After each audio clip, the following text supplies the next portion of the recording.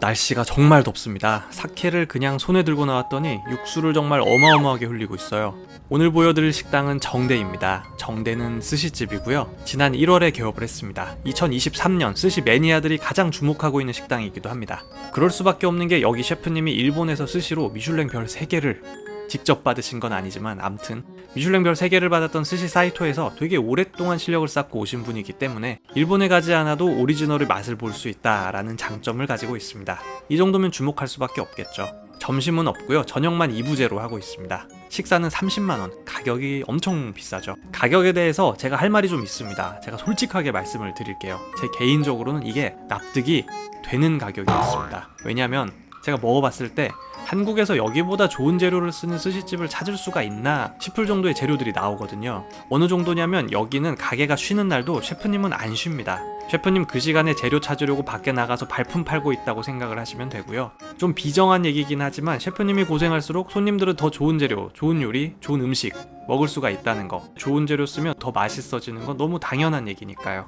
제가 손이 좀 작은 편이기는 한데 전복 크기 한번 보시면 평생 구경할 일이 있을까 싶은 사이즈의 전복 껍데기가 가게 입구에 한 무더기 쌓여 있습니다.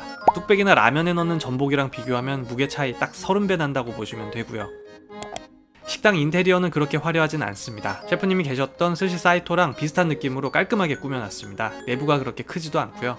식사 전에 회를 썰고 계시는데 필레 크기가 으리으리합니다. 흉기로 써도 될 것 같은 크기의 민어를 손질하고 계시고요.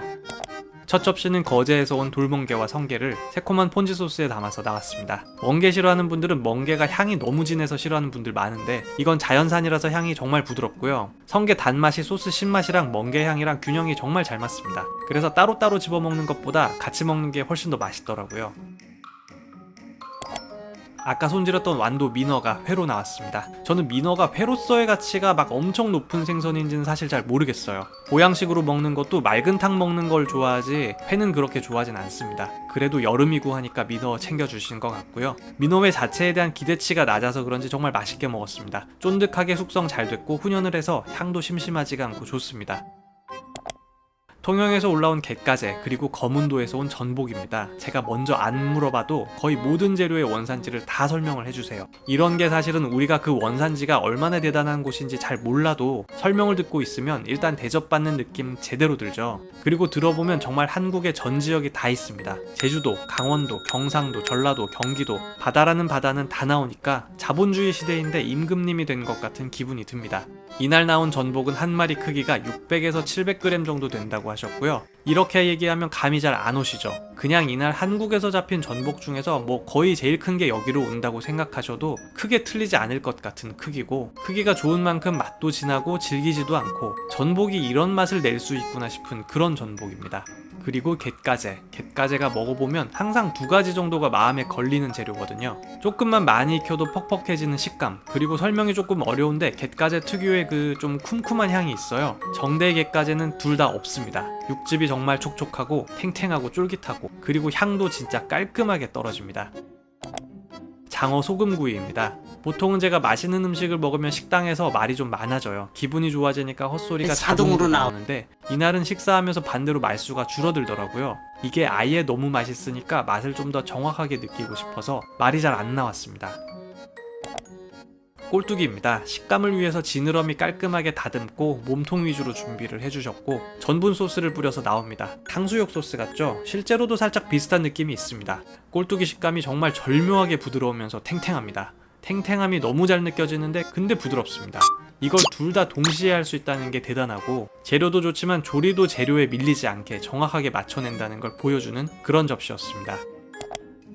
눈볼대구이, 이게 스시전에 나오는 마지막 요리입니다. 제주도에서 잡혀 올라온 금태구요. 금태가 나오면 보통 기름이 철철 흘러넘치는 그런 금태구이를 주로 기대하게 되거든요. 그 정도로 기름진 건 아니고 그렇지만 고소한 맛은 충분히 좋은 맛있는 금태였습니다.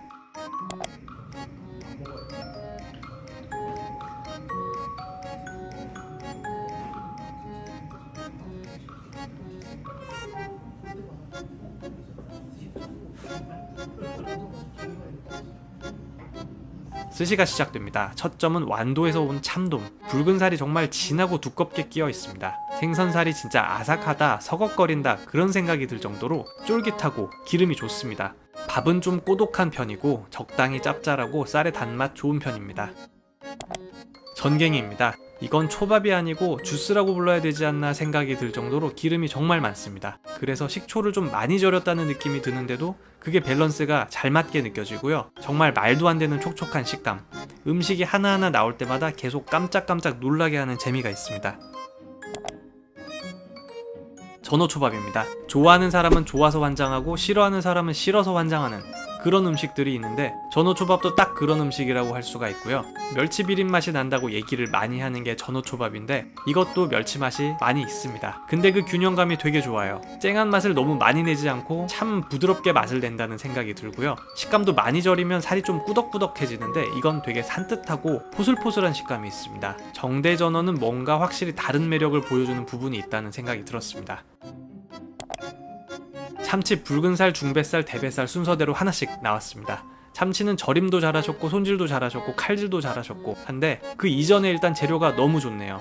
그냥 참치 무겁거나 불편하거나 잡내 이런 것들 전혀 없고 씹을 때 나오는 육즙 정말 깨끗하고 고소하고 깔끔하고 보통은 예를 들면 참치가 산미가 좀 튄다거나 기름이 넘치거나 하면 저는 평소에는 그냥 그게 재미고 특징이고 이렇게 좀 둥글둥글하게 받아들이고 먹는 편이거든요. 산미가 튀는 게 매력이다. 기름이 넘치는 게 고소하다.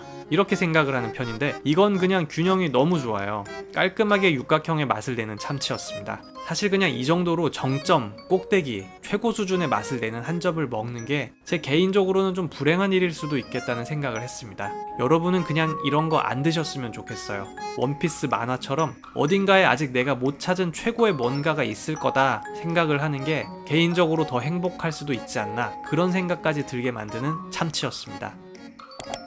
정어리입니다. 포항에서 잡힌 정어리고요. 정어리 보통은 상큼하게 절여서 나오는데 정대에서는 간장으로 절였습니다. 그래서 짠맛이 좀 진하게 나오는 편이고요. 정대에서 나오는 대부분의 음식들이 밸런스 중시형으로 나오는데 정어리는 되게 또렷하게 캐릭터가 나오는 한 점이었습니다. 정어리의 잡내를 간장으로 누르는 조합이라고 설명을 해주셨고요.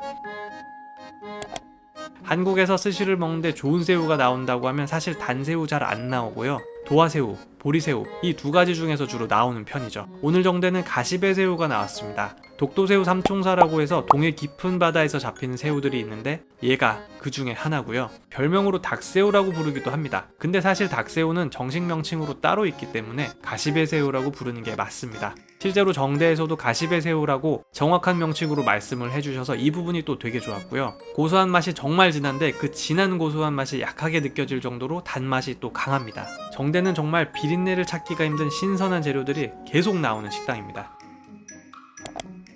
다음은 성게가 나올 차례입니다. 성게가 맛도 맛인데 양도 아낌없이 주셨습니다. 성게로 입을 꽉 채우는 호강을 할 수가 있고 자본주의의 무서움 제대로 보여주는 성게였습니다. 장어, 스시 코스가 좀 빨리 끝난다 싶은 느낌이 있습니다. 스시 개수로 치면 더 긴 스시집들이 많기 때문에 그렇게 느낄 수도 있는데 요리랑 스시랑 합쳐서 양으로 치면 뭐 그렇게 부족하다는 생각이 들지는 않고요.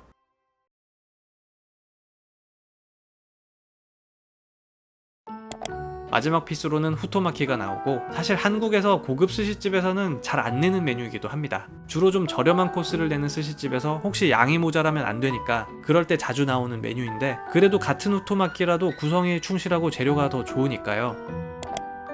달걀을 먹고 그리고 멜론은 수신멜론, 백자멜론 뭐 그렇게 부르는 천안에서 주로 나오는 멜론입니다. 멜론이면 뭐 다 부드럽지 싶은데 식감이 좀 더 매끄럽다는 느낌을 주는 멜론이고요. 단맛은 뭐 당연히 좋고요. 확실히 마무리로 깔끔한 건 아이스크림보다는 과일 쪽이 더 좋은 것 같습니다.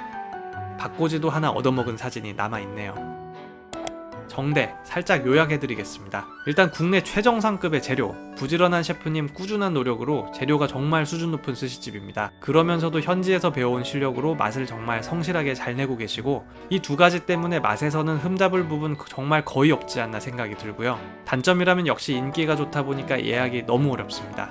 전화로만 예약을 한 달에 한 번 받으시기 때문에 전화 열심히 돌리셔야 방문할 수가 있고요.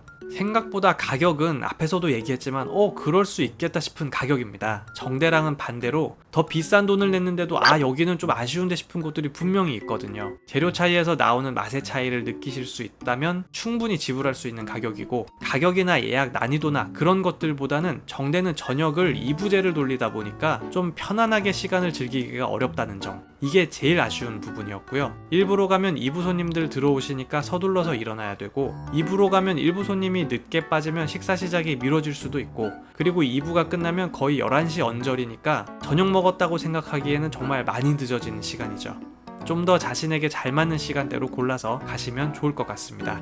오늘도 시청해주셔서 감사합니다. 저는 또 다음 영상으로 돌아오겠습니다. 안녕.